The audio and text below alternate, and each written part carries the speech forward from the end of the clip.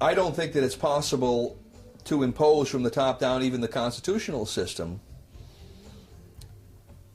because no one out there now is used to using gold and silver as their money.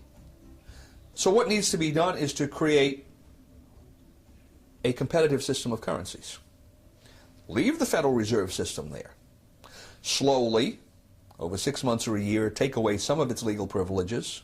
Its legal tender privilege, its privilege as the only medium to pay government taxes, so forth and so on. And over on this side, create a gold and silver system. And then you will have competition between the two, the paper money price structure and the gold and silver price structure. And it will be a competition. What happened is, in this competition, gold and silver would win out, because in competition the free market usually wins out over governmental intervention and special privileges. And that's the reason we have governmental intervention and special privileges, to keep the free market from winning out. And that's why they go to government to ask for legal privileges, all right? So that's the first problem.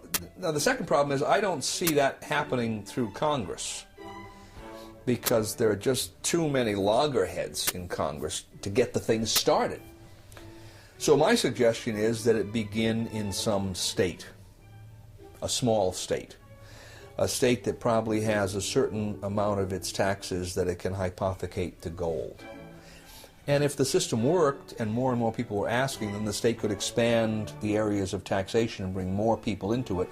And eventually you would, if it worked, you would see the whole state, the state's monetary system, the government, state government, would be on a gold system.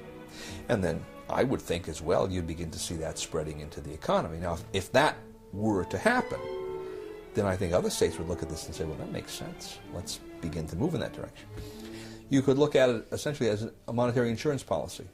They don't have to go beyond 10%, but 10% gold holding is perfectly prudent. And if something were to happen in the economy, if there were to be a monetary crisis, banking crisis, then the state could rapidly expand the system, because people would know how it operates. But the idea is to get the mechanism, as it were, on the table, so that people can see how it works, why it works, what its benefits are. They don't have to be afraid of it. And arguments along the lines of there's not enough gold and silver in the world to do this will, that kind of thing will be shown to be fallacious.